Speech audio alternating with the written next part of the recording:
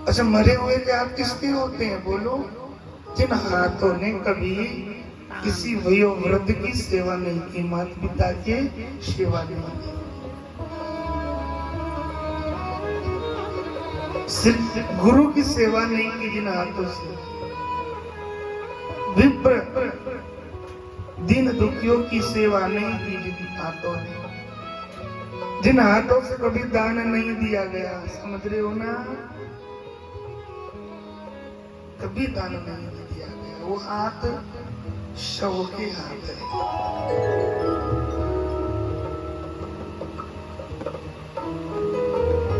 पांच वेश्याओं ने मारा था किसको? धुंधकार।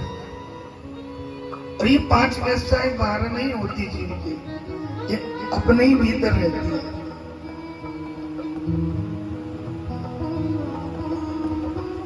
पांच कामनेन्द्रियां, पांच वेश्याएं, आँख, नाक, कान, जीवा, ये सब कामनेन्द्रियों में आता है, कामनाएं करती है। और जीवन इनकी कामनाओं की पूर्ति करते करते जीवन भर कोई ना कोई पाप बोलो करता रहता है, और बाद में इनकी इच्छाओं की पूर्ति करते करते इन्हीं कामनाओं के द्वारा यही कामनाएं उसको नष्ट कर देती है। हमारे यहाँ पांच कामनेन्द्रियां हैं, पांच ज्ञानेन्द्रियां हैं, एक है मन। ये कामनेन्द्रियां ही पांच विषय है। सात गांठ के पास में वो जो है उसने, जिसमें धुंधकारी ने कथा सुनी, सप्त ग्रंथि वाले बास में बैठकर। ये जो सप्त ग्रंथि है, इन ग्रंथियों को कहते हैं वासना रूपी ग्रंथि। ये आसक्ति सात प्रकार की ही होती है। गांठ वासना की गांठ,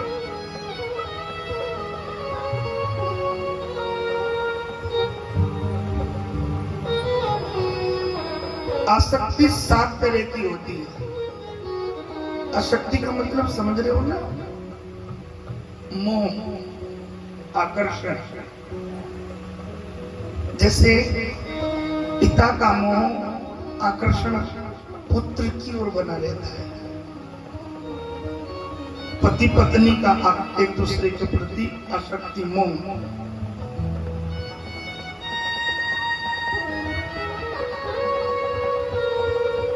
अच्छा, उस भूमि पर भी आसक्ति होती है, उस गांव में, जिस गांव में अपना जन्म बोलो होता है। आया ना बोलो, मासी मेरा जन्म लीजिए। हम रहे कहीं भी, लेकिन कभी जिस गांव में जन्म हुआ, जहां हमारे पुरखे रहते हैं, वो गांव की भूमि कभी भूलने योग्य नहीं है। गांव की भूमि पर भी आ सकते, और मकान में आ सकती। बोलो राधे राधे, बोलो राधे राधे। मेरा मकान। जीते जी छोड़ने को मन नहीं होता। बोलो, किसी से कहा मैया जरा तीर्थ से चली जाओ 15 दिन के लिए, महीना भर के लिए, तो मैया बोली क्या बताए, मन तो होता है लेकिन घर नहीं छूटता है। क्यों? क्योंकि मैं चली गई तो घर की व्यवस्था डगमगा जाएगी। क्यों भाई? बोले घर में सब अपने अपने में व्यस्त है, लेकिन घर में जो छोटे छोटे नन्हे मुन्ने हैं ना, उनकी जिम्मेदारी तो मेरी है। छूटता नहीं है मकान। मकान में मेरा मकान। अच्छा बताओ, सबको अपना मकान अच्छा लगता है कि नहीं? बोलो ना, चाहे जैसा भी है, लेकिन सबको लगता मेरा है, मेरा अपना मकान। मकान में और काय में आसक्ति बोलो? धन में आसक्ति।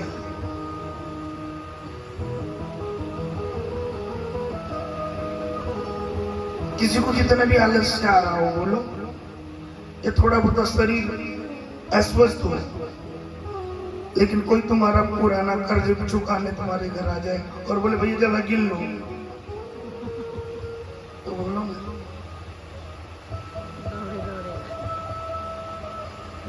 आलस्य भी दूर हो जाएगा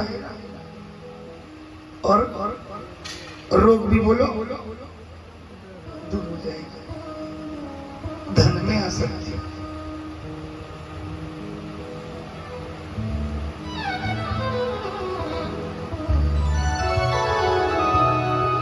इस 7 तरह की आसक्ति है, 7 गांठें, 7 ग्रंथि। अच्छा, आप अनुमान लगाना कि जहां जहां जोड़ है ना हमारे शरीर में, वो भी 7 ही जगह है, इसलिए इसको 7 ग्रंथि कहते हैं। और ये वासना की गांठ एक एक तभी टूटेगी जब जीवन में श्री भागवत जी का एक एक दिन आपको प्राप्त हो जाएगा। तो 7 दिन की भागवत का सानिध्य प्राप्त कर लेते हैं, उसको श्रवण कर लेते हैं भाव एकाग्र मन से, तो उसके चित्त की एक एक ग्रंथि, वासना की एक एक ग्रंथि स्वतः ही टूटती चली जाती है, मिटती चली जाती है। फिर यहाँ ये जो सत्र चल रहा है, नैमिषारण्य की पावन भूमि में ये सत्र चल रहा है। शुद्ध जी का वहां आगमन हुआ और नेमि से निमस है ऋषय सोन का सत्र सर्व गाय लोकाय सहस्त्र समास्तुत।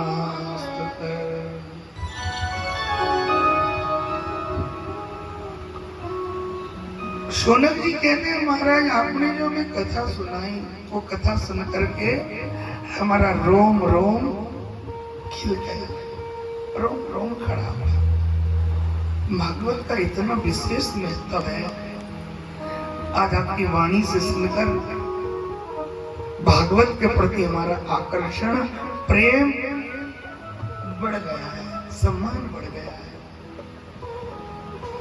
हम आपसे पूछना चाहते हैं सूत जी महाराज कि हमने सुना है कि भागवत